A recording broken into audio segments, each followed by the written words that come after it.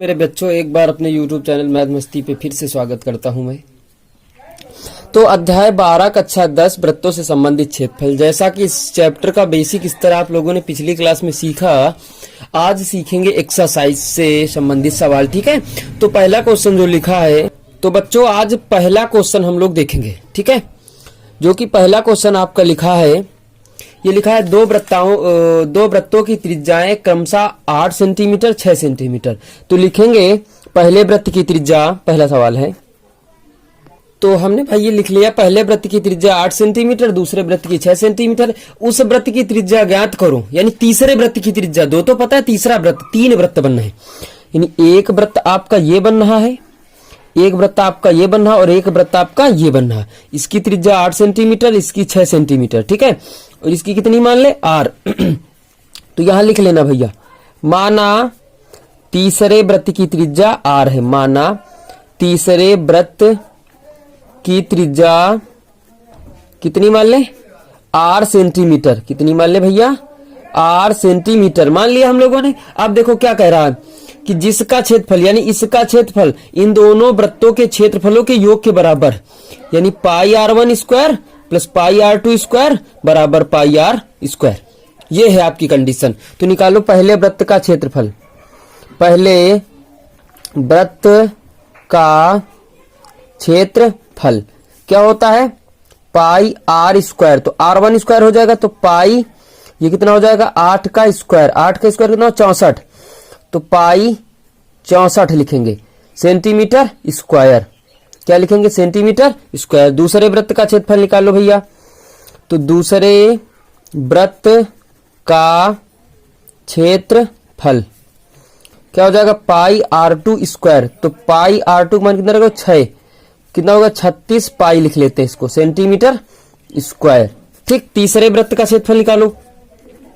तो तीसरे वृत्त का क्षेत्रफल, तीसरे वृत्त का क्षेत्रफल क्या हो जाएगा, पाई r स्क्वायर सेंटीमीटर स्क्वायर। ठीक है, ये हो जाएगा। अब लिखोगे प्रश्नानुसार, यानी अकॉर्डिंग टू क्वेश्चन, प्रश्न के अनुसार। ठीक है, चलो लगा लो। अब क्या कहा, इन दोनों वृत्तों के क्षेत्रफलों के योग के बराबर होता ना इसका क्षेत्रफल। रखो भैया इसका क्षेत्रफल, रखेंगे आप लोग। चलो, तो पाई, इसका मान कितना रखोगे, r1 square plus pi r2 square बराबर पाई r स्क्वायर। पाई ले लो कॉमन, तो आपका कितना बच जाएगा, r1 square plus r2 square बराबर पाई r स्क्वायर। तो पाई पाई आपका डिलीट हो गया। अब यहाँ डायरेक्ट मान निकाल लिया था, तो कोनो दिक्कत नहीं है। चाहो तो इसका मान रख दो, चाहो तो इसका मान रख दो। ठीक है, और चाहो तो r1 का मान 8 है, तो 8 का स्क्वायर लगा दो, प्लस 6 का स्क्वायर लगा दो बराबर r स्क्वायर। ये कितना हो गया, 64। ये कितना हो गया, 36 बराबर हो गया r स्क्वायर। दोनों को जोड़ोगे 100 आएगा, स्क्वायर हटा दो, अंडर रूल लगा दो, तो कितना हो गया, 10। यानी r बराबर नए वृत्त की त्रिज्या कितनी मिल गई, 10 सेंटीमीटर। यही आपका उत्तर हो गया। बात समझ में आ गई। अब हम लोग देखते हैं दूसरा सवाल। दूसरे सवाल में भाई यही चीज दिया है उसने, केवल क्या कहा, परिधियों का योग दे दिया। क्या दिया है, परिधियों का योग। तो लिखेंगे पहले वृत्त की त्रिज्या, पहले वृत्त की त्रिज्या। उसने कहा क्या, कहा दो वृत्तों की त्रिज्याएं 19 सेंटीमीटर 9 सेंटीमीटर। उस वृत्त की त्रिज्या ज्ञात को जिसकी परिधि इन दोनों परिधियों के योग के बराबर है। यानी इसकी परिधि क्या होगी, 2 पाई r, इसकी परिधि क्या हो जाएगी, 2 पाई r2, इसकी क्या हो जाएगी, बीच में प्लस लगा लो, 2 पाई r1। यही तो कहा परिधियों का योग। इस तरीके से लग जाएगा सवाल। तो पहले वृत्त की परिधि लिखोगे, पहले वृत्त की परिधि, परिधि क्या होती है, 2 पाई r। इसको कहे से लिखते हैं, C1, C से लिखते हैं। तो 2 पाई r का मान कितना है, 19। तो 19 दून 38 पाई हो गया सेंटीमीटर। ठीक है, अब आगे समझते हैं दूसरे वृत्त की परिधि निकाल लेते हैं हम लोग। दूसरे वृत्त की परिधि, ये निकाल लिया तुमने दूसरे वृत्त की परिधि। अब तीसरे वृत्त की, जो तीसरा वृत्त है उसकी त्रिज्या मानो। तो माना तीसरे वृत्त की त्रिज्या 8 सेंटीमीटर। तो तीसरे वृत्त की परिधि निकाल लिया, 2 पाई r। अब लिखोगे प्रश्नानुसार, अकॉर्डिंग टू क्वेश्चन, प्रश्न के अनुसार। अब देखो, यानी परिधियों का योग, तो C1 प्लस C2 बराबर C3, यही हुआ था। अब सबके मान रख दो। क्या करोगे, सबके मान रख दो। तो इसका मान कितना रखोगे, 2 पाई r1 इतना रखोगे, 2 पाई r1। तो सीधा सीधा 19 रख दो, 19 प्लस इसका रखो, कितना रखोगे 2 पाई गुणित 9, इसका रखोगे 2 पाई आर। अब देखो पाई दोनों से कॉमन मिल जाएगी, ये मिल जाएगी, ये मिल जाएगी। 19 दूना 38 प्लस 9 दूनी 18 बराबर 2 पाई आर। तो पाई से पाई आपका डिलीट। ये जो 18 38 कितना हो जाएगा 56 बराबर 2 आर। अब आर बराबर 2 गुणा में रखा, भाग में लो 56/2 28 आ गया। इन तीसरे वृत्त की त्रिज्या कितनी आ गई 28 सेंटीमीटर। कितनी आ गई 28 सेंटीमीटर। ये बात क्लियर हो गई ना भाइयों। अब देखते हैं तीसरा नंबर सवाल, ठीक है। तीसरा नंबर क्वेश्चन लिखा है यदि कार के पहिए का व्यास 80 सेंटीमीटर। तो लिखोगे कार के पहिए का व्यास, कार के पहिए का व्यास D1 बराबर 80 सेंटीमीटर हो गया, ठीक। अब निकाल लो एक पहिए द्वारा। तो लिखोगे एक पहिए द्वारा एक चक्कर में, कितने चक्कर में, एक चक्कर में चली दूरी। और पहिया भैया वृत्ताकार होता है तो क्या निकालोगे, परिधि तो निकालोगे। क्या लिखोगे परिधि। परिधि बराबर क्या होता है 2 पाई आर। और तुमको पता है क्या कि 2r बराबर d होता है। ये d ही तो लिखा है। क्या होता है 2 पाई आर। तो 2r की जगह पे कितना रख सकते हैं 80। तो पाई गुणा 80 बराबर पाई का मान रख दो 22/7 गुणा 80। ये कितना हो गया 8 दूनी 16 1 17 1760/7 सेंटीमीटर। cm आ गया 1760/7 आ गया। अब देखो कि कार की चाल तुमको दिया है, कार की चाल, तो कार की चाल दिया है 66 किलोमीटर प्रति घंटा, किलोमीटर प्रति घंटा दिया है। अब इसको चेंज करो, पहले सेंटीमीटर प्रति मिनट में चेंज करो। चलो चेंज करो। तो 66, अब देखो यहाँ पे समझोगे भैया, 1 किलोमीटर में 1000 मीटर होते और 1 मीटर में 100 सेंटीमीटर होते। तो 1 किलोमीटर में इन दोनों, 1 मीटर की जगह पे कितना 100, कितना हो जाएगा 50 cm हो जाएंगे। 1 किलोमीटर में इतने होते हैं। क्लियर हो गया। 1 किलोमीटर बराबर 1 लाख cm। गुणा करो तो 50 हो गया, बटे घंटा में मिनट में चेंज करना तो 60 से भाग कर दोगे तो क्या आ जाएगा सेंटीमीटर प्रति मिनट। क्या आ जाएगा मिनट। 0 ये आपका कटेगा 6 कितना आ गया 11। तो गुणा कर दो 11 कम 11 40 तो सेंटीमीटर प्रति मिनट। अब एक चीज समझो, यहाँ पे कार की चाल पता चल गई हम लोगों को, चल गई ना। कार की चाल पता चल गई, समय देखो मालूम है 10 मिनट। तो निकाल लो 10 मिनट में कार के पहिए द्वारा 10 मिनट में तय की गई दूरी। कार के पहिए द्वारा तय की गई दूरी बराबर चाल इंटू समय। कुछ लोग क्या निकालते हैं, कार के पहिए द्वारा यहाँ पे लिख लेना 10 मिनट में। क्या लिखोगे 10 मिनट में, समय दिया 10 मिनट में, ठीक।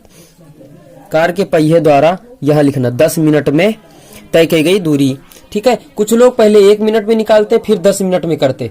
नहीं, हम लोग डायरेक्ट ही निकाल लेंगे, ठीक है। डायरेक्ट ही निकाल लिया, कोई दिक्कत है नहीं। आ गया समझ में। डायरेक्ट निकाल लिया, बताया नहीं। अब चाल रखो तो कितना आ गया 11 40 गुणा कितना रख दोगे 10, कितना आ गया 11 50 50 आ गए ना। अब देखो सेंटीमीटर प्रति मिनट, सेंटीमीटर प्रति मिनट। ये रुको सॉरी, ये केवल सेंटीमीटर आ जाएगा, ठीक है। अब लिखोगे पहिए द्वारा कुल चक्करों की संख्या। चक्करों की संख्या पूछ रहा ना, तो पहिए द्वारा चक्करों की संख्या। तो लिखोगे क्या, लिखना यह है कि 10 मिनट में तय गई दूरी, ये वाला ऊपर लिखोगे, बटे पहिए द्वारा एक चक्कर में चली गई दूरी। मैं लिख नहीं रहा हूं, लिख लेना कार के पहिए द्वारा 10 मिनट में चली गई दूरी, ये लिखोगे, और बटे ऊपर क्या होगा 10 मिनट में तय की गई दूरी, ठीक। और नीचे लिखोगे पहिए द्वारा एक चक्कर में चली गई दूरी। ये 10 मिनट में लगा रहा है, ये एक चक्कर में। भाई ये पता चलेगा ना पहिया 10 मिनट में कितनी बार घूमता है, ये तो एक चक्कर में पता है, ठीक। अब निकालो, रख दो सबके मान। तो 11 50 बटा 1760 गुणा 7 आएगा, 7 ऊपर पहुंच जाएगा, 0 आपका कट गया, ऊपर हो गया 77 40 बटे 1760 176 पूरा पूरा काट दो तो पूरा पूरा ये कट जाता है 43 75 इतने चक्कर लगाएगा। ठीक है, अब चौथा नंबर क्वेश्चन देखते हैं हम लोग। तो 4 नंबर क्वेश्चन देखेंगे हम लोग। देखो 4 नंबर में क्या लिखा है, एक वृत्ताकार खेत है। खेत कैसा है, वृत्ताकार। इस खेत के चारों ओर तार लगाना है, 12 रुपया प्रति मीटर की दर से पूरा तार लगाने में 5280 रुपए की लागत आती है। ठीक, और खेत को रुपया 0.50 प्रति मीटर स्क्वायर की दर से जोतता है।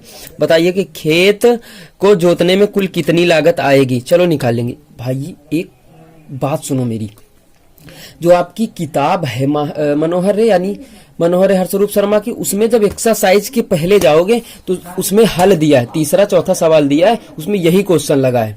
शायद 12 की जगह पे 24 है, शायद 24 है, और उत्तर इतना ही आता है। तो तुम लोग देख लेना एक बार, ठीक है, एक बार देख लेना कोशिश करके। यहां निकालते तार की लंबाई। क्या निकालेंगे, तार की लंबाई। तार की लंबाई जब निकालेंगे तो कुल व्यय, क्या लिखेंगे, कुल व्यय। कुल व्यय कितना हुआ, और दर, यानी कुल लागत कितनी हो गई तुम्हारी। 5280 रुपया थी आपकी कुल लागत या कुल व्यय, ये लिखो कितना खर्च हुआ, और कितने रुपया प्रति दर से 12 निकालो, कितना आ गया 440 मीटर। 440 मीटर। अब तुम जानते हो खेत वृत्ताकार है, इसी के चारों ओर लगाओगे तो ये क्या आ गई, तार की लंबाई। तो 4 यहीं तो लगाओगे कि नहीं लगाओगे, तो जब तार यहीं लगाओगे तो ये क्या बन गई, परिधि। क्या बन गई, परिधि, यानी खेत की क्या बन गई, परिधि।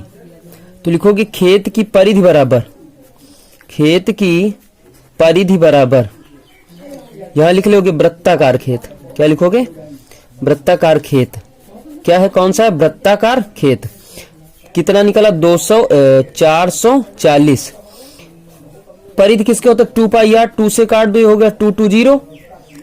आर बराबर क्या लिखोगे, 220 बटे पाई लिखोगे तो पाई का मान 22/7, और 7 नीचे आएगा, ऊपर ले जाओगे। ठीक, तो 22 से कम 22, 10 सत्ते 70, यानी आर बराबर कितना आ गया, 70 सेंटीमीटर। मीटर है ना, तो हाँ मीटर है, तो कितना आ गया, मीटर केवल। ठीक है, 70 सेंटीमीटर। अब तुम क्या निकाल लो, जो खेत का क्षेत्रफल। क्या निकाल लो, खेत का क्षेत्रफल। तो खेत का क्षेत्रफल कितना होता है, पाई आर स्क्वायर मान रखो, तो 22/7 गुणा 70 गुणा 70, ये कट गया 10, कितना आ गया, कुल आ जाएगा आपका 15,400 वर्ग मीटर। वर्ग मीटर आ जाएगा। अब तुम देखते हो कि 1 वर्ग मीटर का खर्च कितना दिया है, 1 वर्ग मीटर की जुताई